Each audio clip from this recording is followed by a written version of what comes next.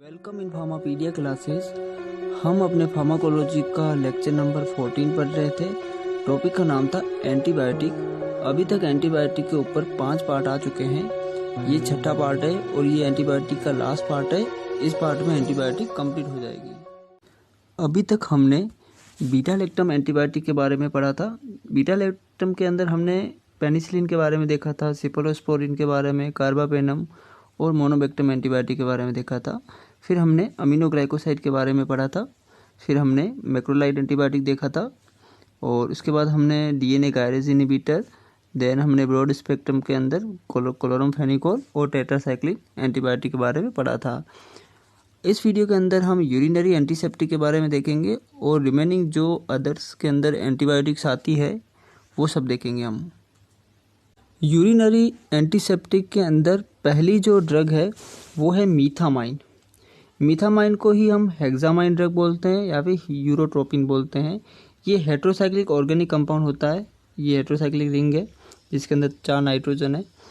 और ये जो मीथामाइन ड्रग है ये एसिडिक पीएच में फॉर्मल्डिहाइड बनाएगी और अमोनिया बनाएगी। ये जो फॉर्मल्डिहाइड है आगे जाके फॉर्मिक एसिड में भी कन्वर्ट होता है। तो ये फॉर्मल्डिहाइड क्या करेगा, ये बैक्टीरिया को एसिडिक मीडियम प्रोवाइड कराएगा। अब इस एसिडिक मीडियम के अंदर बैक्टीरिया ग्रो नहीं कर पाएगा और बैक्टीरिया मर जाएगा। तो ये बैक्टीरियोसाइडल एक्शन आता है। तो आपको मैकेनिज्म एक्शन पता चल गया होगा कि मीथामाइन को जब एसिडिक मीडियम मिलता है तो ये एसिडिक मीडियम के अंदर फॉर्मल्डिहाइड बना देगी और ये फॉर्मल्डिहाइड बैक्टीरिया को ग्रो नहीं करने देता और बैक्टीरिया को मार देता है। तो ये बैक्टीरियोसाइडल एक्शन आता है। तो हमें मीथामाइन को फॉर्मल्डिहाइड में कन्वर्ट कराना है तो इसका मतलब हमें इसको एसिडिक मीडियम देना पड़ेगा।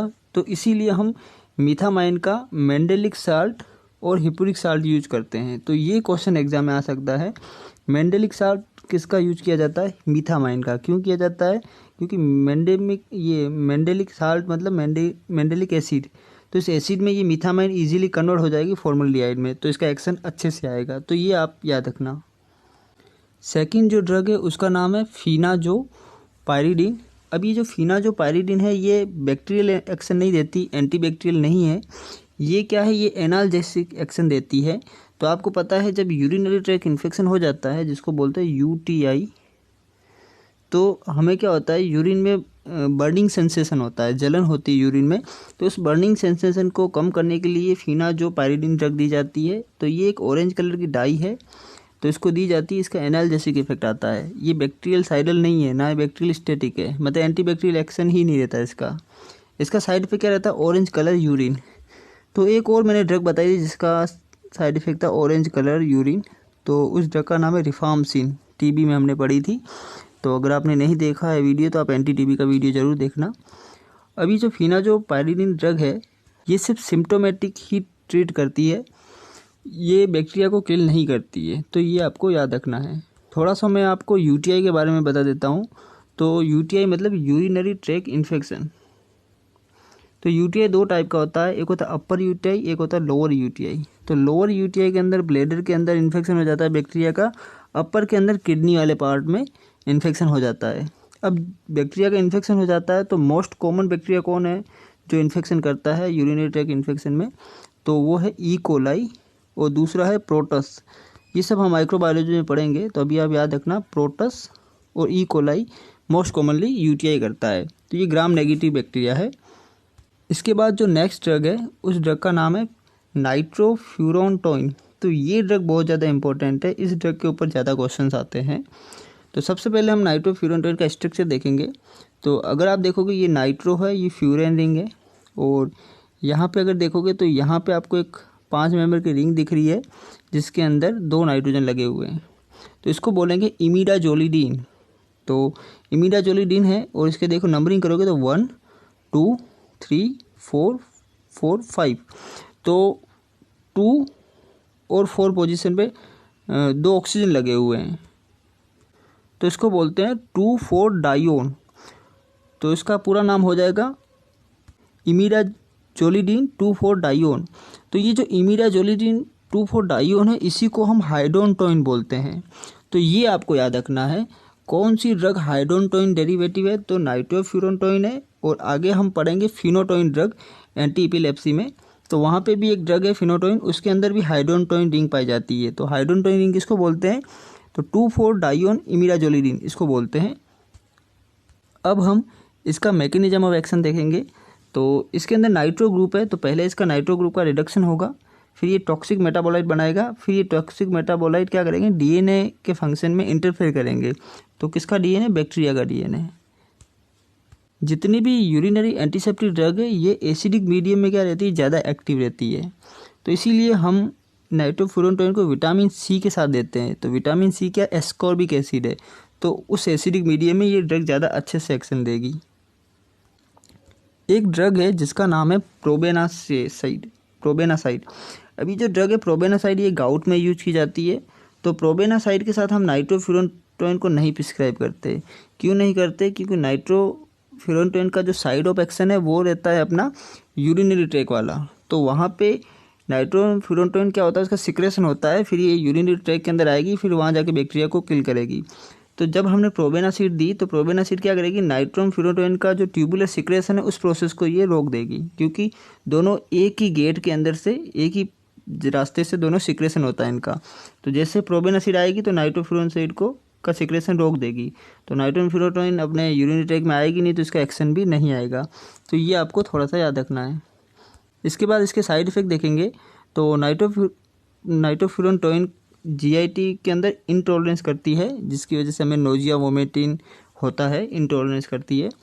तो इसलिए हम इसको पीसी मतलब पोस्ट सिबोस खाना खाने के बाद ही इस ड्रग को लेते हैं, और फिर हम इसको मैक्रोडेंटोइन फॉर्म में देते हैं। मैक्रोडेंटोइन फॉर्म मतलब बड़े बड़े पार्टिकल में देंगे, ताकि इसका सरफेस एरिया कम हो जाए और कम इंटॉलरेंस करे जीआईटी। और इसका साइड इफेक्ट एक और रहता है, वो है हीमोलाइटिक एनीमिया। तो पहला साइड इफेक्ट है इंटॉलरेंस इन जीआईटी, दूसरा है हीमोलाइटिक एनीमिया। तो ये हीमोलाइटिक एनीमिया आपको याद रखना है। हीमोलाइटिक एनीमिया का मतलब आरबीसी क्या हो जाएगी? ब्रेक हो जाएगी। इसके बाद यूटीआई मोस्ट कॉमन होता है ई कोलाई और प्रोटिस्ट की वजह से, तो ये मैं आपको बता चुका हूँ। अब हम अदर एंटीबायोटिक देखेंगे। तो इसमें हम ऐसी एंटीबायोटिक देखेंगे जिनकी कोई क्लास नहीं रहती। जैसे हमने अभी तक पेनिसिलिन पढ़ा, अमीनोग्लाइकोसाइड पढ़ा, तो ये क्लास है, इनके अंदर एंटीबायोटिक आती है। सभी एंटीबायोटिक के कैरेक्टरिस्टिक एक जैसे रहते हैं, बट ये जो एंटीबायोटिक है इनकी विचार की कोई क्लास नहीं है, ये ऑर्फन एंटीबायोटिक है। तो इनमें सबसे पहले हम पढ़ेंगे क्लिंडामाइसिन के बारे में। तो क्लिंडामाइसिन ये ज़्यादातर यूज़ की जाती है बोन या फिर जॉइंट इन्फेक्शन के अंदर। बोन के और जॉइंट के अंदर जो बैक्टीरियल इन्फेक्शन हो जाते हैं उनमें हम क्लिंडामाइसिन को देते हैं। और ये क्लिंडामाइसिन बैक्टीरियोस्टैटिक नेचर की रहती है, बट हाई कंसनट्रेशन पे ये बैक्टीरियोसाइडल भी रहती है। इसका मैकेनिज्म ऑफ एक्शन है कि ये प्रोटीन सिंथेसिस को इनहिबिट करेगी और 50S राइबोसोम पे बाइंड होती है। आपको बस इतना ही याद रखना है, प्रोटीन सिंथेसिस को इनहिबिट करेगी, 50S राइबोसोम पे बाइंड होती है, बैक्टीरियल इन्फेक्शन में यूज़ की जाती है, ज़्यादातर बोन और जॉइंट के इन्फेक्शन के अंदर। नेक्स्ट जो अपनी एंटीबायोटिक है उसका नाम है वैनकोमाइसिन। तो वैनकोमाइसिन सेल वाल सिंथेसिस को इनहिबिट करती है। तो याद रखना ये प्रोटीन सिंथेसिस को इनहिबिट नहीं करती, सेल वाल सिंथेसिस को इनहिबिट करती है। इसका मैकेनिज्म एक्शन क्या है ये एग्जाम में पूछा गया है। तो ये सेल वाल सिंथेसिस को इनहिबिट करेगी। तो सेल वाल सिंथेसिस को जो इनहिबिट करती है जो एंटीबायोटिक, वो बैक्टीरियोसाइडल नेचर की रहती है। अब इसका यूज कहाँ किया जाता है? तो ये यूज होती है मीथासिलिन रेजिस्टेंस स्ट्रिप्टोकोकस ओरिएस, ये बहुत ही ज़्यादा इंपॉर्टेंट है, जिसको शॉर्ट फॉर्म बोलते हैं MRSA। यहाँ पे लिखा हुआ मैंने, MRSA में ये ड्रग यूज़ की जाती है, मीथासिलिन रेजिस्टेंस स्ट्रिप्टोकोकस ओरिएस। तो ये जो स्ट्रेप्टोकोकस ओरिस बैक्टीरिया है, पहले इसको ड्रग दी जाती है मीथासेलिन। तो कुछ बैक्टीरिया क्या कर लेते हैं? रेजिस्टेंस गेन कर लेते हैं अगेंस्ट मीथासेलिन, तो उस केस में हम वैनकोमाइसिन देते हैं। अब वैनकोमाइसिन का साइड इफेक्ट क्या है? नेफ्रोटॉक्सिसिटी और रेडमैन सिंड्रोम। तो ये रेडमैन सिंड्रोम बहुत ही ज़्यादा इंपॉर्टेंट है। कुछ एलर्जिक रिएक्शन हो जाती है, बॉडी पूरी रेड हो जाती है, इसी को रेडमैन सिंड्रोम बोलते हैं। तो ये एग्जाम में पूछा गया है। इसके बाद जो नेक्स्ट ड्रग है उसका नाम है लिंजोलाइट। आप इसको कैसे प्रोनाउंस करते हो मुझे पता नहीं, मैं इसको लिंजोलाइट बोलता हूँ। तो ये ड्रग प्रोटीन सिंथेसिस को इनहिबिट करेगी, ये भी 50S राइबोसोम पे बाइंड होती है। तो मैंने आपको पहले बताया है कि सिर्फ टेट्रासाइक्लिन और अमीनोग्लाइकोसाइड ही 30S राइबोसोम पे बाइंड होती है। बाकी जितनी भी एंटीबायोटिक है जो प्रोटीन सिंथेसिस को इनहिबिट करती है वो 50S राइबोसोम पे बाइंड होती है। तो ये कॉन्सेप्ट आपको याद रखना है। लिंजोलाइट यूज की जाती है वैनकोमाइसिन रेजिस्टेंस स्ट्रेप्टोकोकस ओरिएस तो अभी हमने पढ़ा था वेनकोमाइसिन कहाँ यूज की जाती है, मीथासेलिन रेजिस्टेंस स्ट्रेप्टोकोकस ओरियस। बट ये बैक्टीरिया जब वेनकोमाइसिन के अगेंस्ट भी रेजिस्टेंस ला लेता है तब उस केस में हम लिंजोलाइट देते हैं। अब लिंजोलाइट के बारे में एक और क्वेश्चन आता है, वो ये है कि लिंजोलाइट की बायो अवेलेबिलिटी 100% रहती है।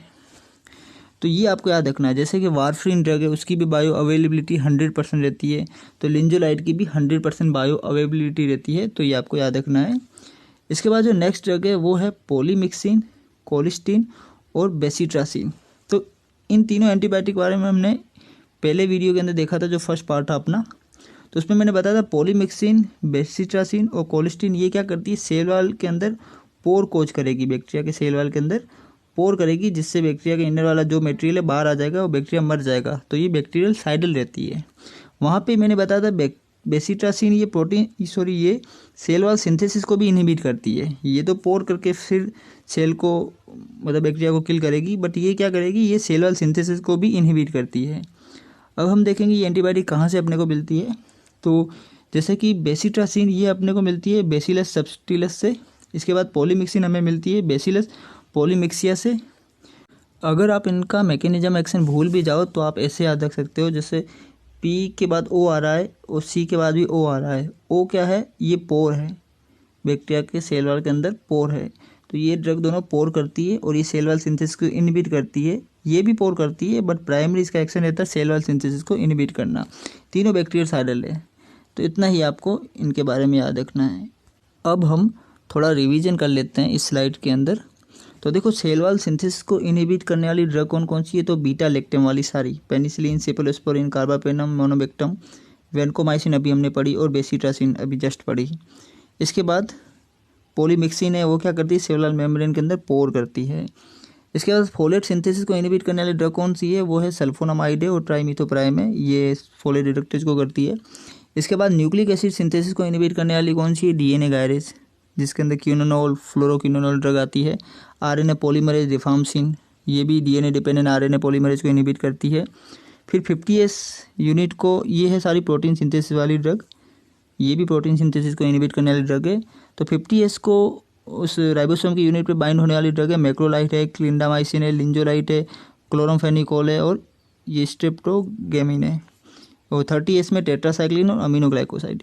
तो इस तरह से आपको रिवीजन करना है और बार बार देखोगे तो सारी ड्रग के मैकेनिज्म एक्शन याद हो जाएंगे, सारी ड्रग के नाम भी याद हो जाएंगे। फर्स्ट बार मुझे भी किसी के मैकेनिज्म एक्शन नेम याद नहीं रहते थे, बट बार बार पढ़ने से मुझे भी याद रह गए थे। तो आप इन सबको देखो। और आज हमारा ये वीडियो कंप्लीट होता है एंटीबायोटिक के ऊपर। नेक्स्ट वीडियो एंटीवायरल के ऊपर आएगा। आप मेरा वीडियो लाइक करो, शेयर करो, सब्सक्राइब करो। Thank you.